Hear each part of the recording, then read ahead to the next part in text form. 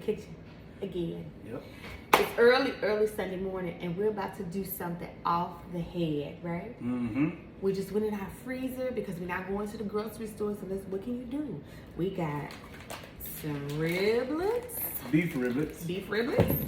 We got beef rack of ribs. Beef rack of ribs, and then we got ribeyes. Ribeyes. So everything is beef, but we got to choose one, and I'm thinking riblets. And ribs, they basically the same thing. We're gonna do both? Yeah. Okay, we're doing ribs. What we doing with the ribs? I think we should braise them in the oven. Braised ribs. What's gonna go with the ribs? Let's do a triple threat mashed potato. Sounds good. We'll tell you what that threat is later. And let's do some carrots. What kind of carrots? I picked it. Candied carrots. Candied carrots. Yeah, kind of like how you would do candied yams, but we're gonna do carrots. See how that turn out. But that's what we at. So we'll see you later. Bye. We lied. We gotta go to the store. We're going to the store. You gonna pepper and salt?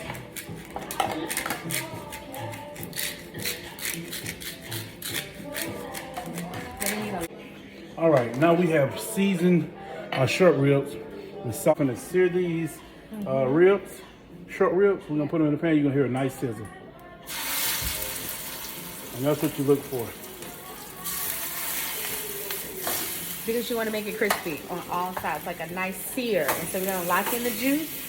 We're going to lock in the flavor. We're going to brown them on all sides. And then we're going to finish cooking it in the oven.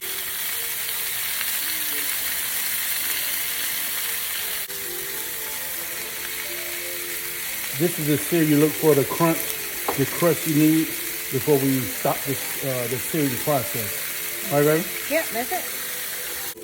All right, so now we're gonna take some garlic cloves and we just cut it in half so that you can see all the bulbs. And then we're gonna take it and just rub it in the pan just to pull out some of the flavor, and then we're just gonna leave them in there. Our pan is smoking now. Really hot. It's gonna be hot. Okay, so now we have some tomato puree, and it looks like ketchup, but it's not. It's not, I promise. It's literally tomato puree. And we're gonna take this and pour it here in the center. And it should be still hot. And all you want to do is mix this in just a little bit before you add in the wine. And so just put it all in there. We're going to let this continue to steep down, so to speak. All right, so now we're going to do the wine. We're going to take our red wine, good bottle of red wine, just pour it in all over. I don't want to catch on fire, babe. It ain't catch on fire. It's not liquid, so the wine will be fine. It's going to float her. And we're not going to cover the short ribs.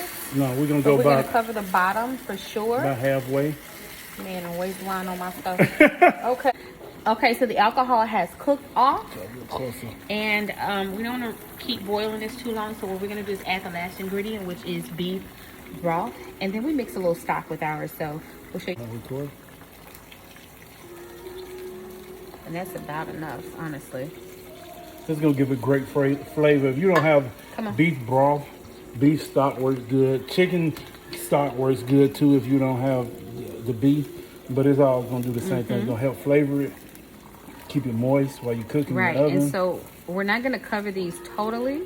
We're just going to bring it about midways up the rib, okay? And that's about it. And so we're about to put this in the oven on 170, 175 for about 2 hours. 2.5 hours, yep. And then we'll let you know what it looks like.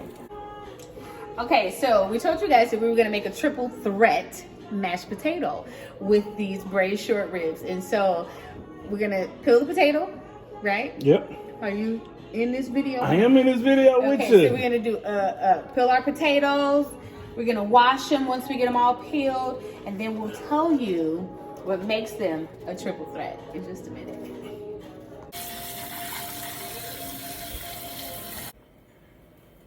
Okay, so we've already put our potatoes in the water, and we put a little bit of salt in the water, but we're gonna give you a trick, okay? So we always do a little bit of, either we do a little bouillon or we do better than bouillon, and this one is sauteed onion, and so it'll flavor the potatoes really well. Yeah. And we're just gonna mix this in. So it's like a little bit of a teaspoon, tablespoon, spoon like out to drawer.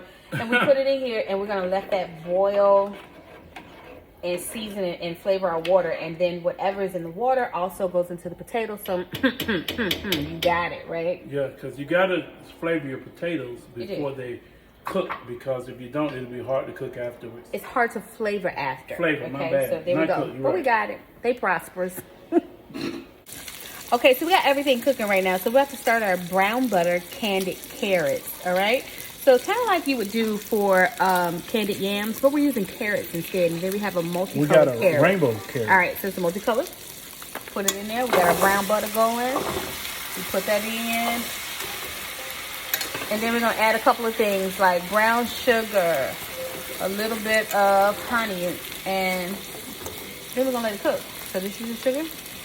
Is that enough? Oh, this dude. I think that's a good amount. Man, listen. Okay. I'm from Georgia. We like it sweet. I think that's going to be nice and candy. These are going to cook down, and we'll let you see what they look like when we come back. Okay, so our potatoes have boiled, and we took them and we drained them. We did not rinse them because we didn't want to wash out any of the season that was in the water.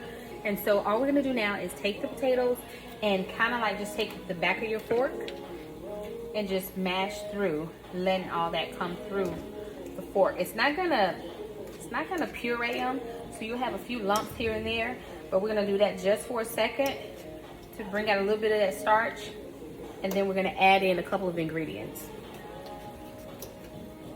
So now it's time to add in the butter, and we're gonna probably use a lot of butter with these potatoes because all they're gonna do is absorb it.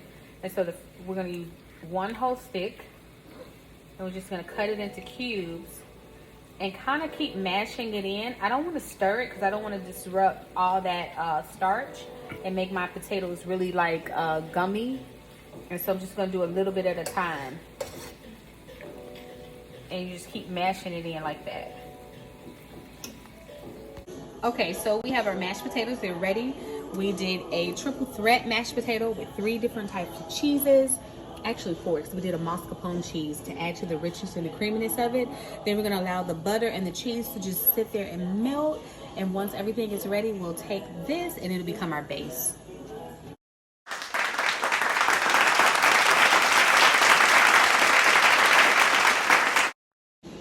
So now we have pulled off the braised short ribs, and if you look, they're coming from the bone. So we just take the hot liquor, moisten it up a little bit more, and then we're about to plate it up. Yep.